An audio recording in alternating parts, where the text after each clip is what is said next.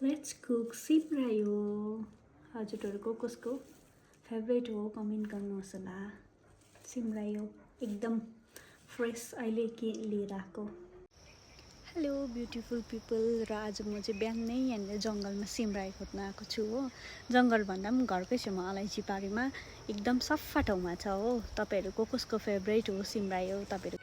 र अब यसलाई चाहिँ यही कोडा गरेर मजाले केलाउनुपर्छ, किनभने अहिले समरको किरा किरा हुन्छ हो। यस्तो हेर्दै यसो गर्दै मजाले केलाएर चाहिँ एकखेप नुन पानीमा धोएर त्यहाँबाट चाहिँ मजाले झल्याम झल्याम धुनुपर्छ। त्यहाँबाट चाहिँ पकाउनुपर्छ अनि मिठो हुन्छ। म चाहिँ सिमरायोमा यसरी अलिअलि नुन पनि लगाइदिन्छु हो। त्यहाँबाट चाहिँ एकछिन पानीमा भिजाउनुपर्छ, चिसो पानीमै। फेरि यसो गऱ्यो भने चाहिँ किराहरू सबै निस्किन्छ, अन्त चाहिँ सफा हुन्छ। किनभने किराहरू नभए कति त धुँदा जान्दैन नि त, यसो गऱ्यो भने चाहिँ मर्छ।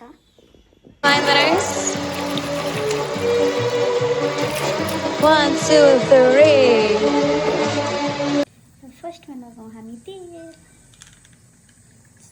बेसी लगाउनु हुँदैन, तेल चाहिँ ठिकैको लगाउनुपर्छ। र अब लगाउनुपर्छ मेथी। अलिकति लाउँदा हुन्छ नलाउँदा हुन्छ, तपाईँहरूको अप्सनल। कम्ती पकाउनु हो नि त, त्यसो भने साह्रो परेन पचास चाहिँ।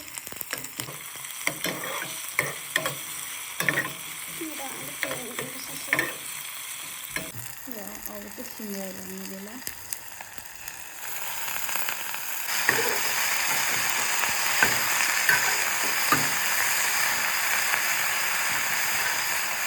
मेरो माम चाहिँ रेडी भयो र अब खान्छु। मिठो मिठो